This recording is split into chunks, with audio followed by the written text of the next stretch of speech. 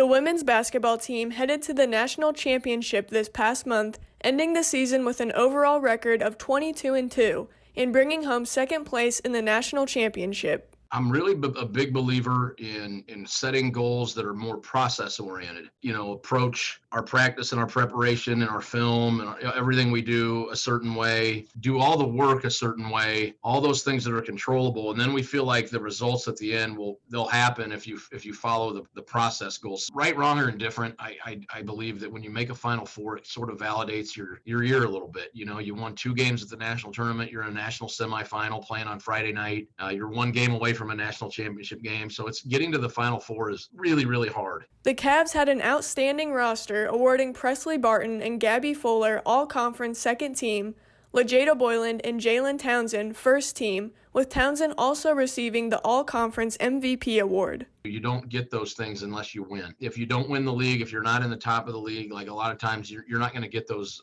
awards and that recognition. So all those awards we all got were because the team had tremendous success. Again, the better the player, the easier it is to utilize them. But we knew going in really early that Jalen Townsend and LaJada Boylan were going to be really special sophomores. They're kids that played a lot as freshmen, got a lot of experience. They're both really solid people that we just knew they were going to get better, and they did. Presley Barton, she was a transfer kid. She was a kid we knew. I recruited her out of high school before she went to Hutch, and then she transferred here. I knew she had a chance to have a really good year, and she did. She didn't disappoint at all. Gabby Fuller made a huge jump from year 1 to year 2, and Dee Dee Collier, same thing. So really, it was a matter of having some experienced kids that had played a lot as freshmen, and it all kind of came together just right for their second year. Coach Conrad was also awarded the JCCC All-Conference Coach of the Year and had this to say about the season. The thing that I emphasize with our kids and our staff, and this is every year, to be honest with you, but